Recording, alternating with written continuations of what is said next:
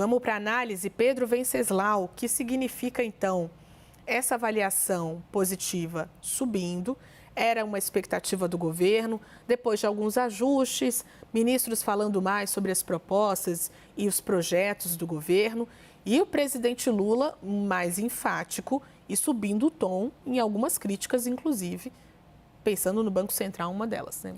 Olha, ninguém no Palácio do Planalto esperava, nessa altura do campeonato, uma melhora tão significativa. Foi o melhor resultado desde março de 2023. Só que em março de 2023, o governo ainda estava naquela famosa fase da lua de mel.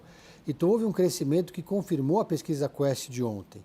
E também houve um crescimento registrado entre a população que recebe até 2 salários mínimos e consolidou a força do presidente Lula na região Nordeste. A pesquisa Quest de ontem mostrou uma melhora do desempenho do presidente na região Sudeste, que também é importante. Aqui é onde está concentrado o maior eleitorado do Brasil. Quando uma pesquisa é divulgada com resultados negativos, todo mundo se apressa em apontar culpados. Mas como essa era uma pesquisa que ninguém esperava um resultado tão positivo, tem aí uma certa divergência na análise dos petistas sobre como Lula chegou a esse resultado nessa altura do campeonato. Um momento importante, porque reforça o Lula como cabo eleitoral. Bom, a primeira questão, claro, é a econômica, como a gente chegou a comentar ontem. O brasileiro sente uma melhora na sua vida financeira, de alguma maneira, não sabe identificar exatamente como, mas aparentemente se identifica com as críticas feitas pelo presidente aos juros altos e, consequentemente, as críticas feitas ao presidente do Banco Central, Roberto Campos Neto. Claro que o entorno de Lula vai usar essas pesquisas mais recentes para dizer que ele está no caminho certo ao criticar o Banco Central. Criticar no público, criticar no discurso, porque nos bastidores há uma relação de construção até para pavimentar a sucessão do Banco Central. Mas teve também uma série de outras agendas positivas para o governo. Vamos lá, uma delas, Rio Grande do Sul.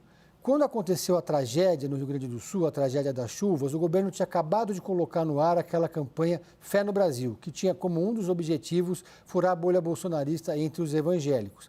O governo, então, modificou a sua estratégia, deu um cavalo de pau, jogou toda a sua força em torno da campanha do governo federal no Rio Grande do Sul.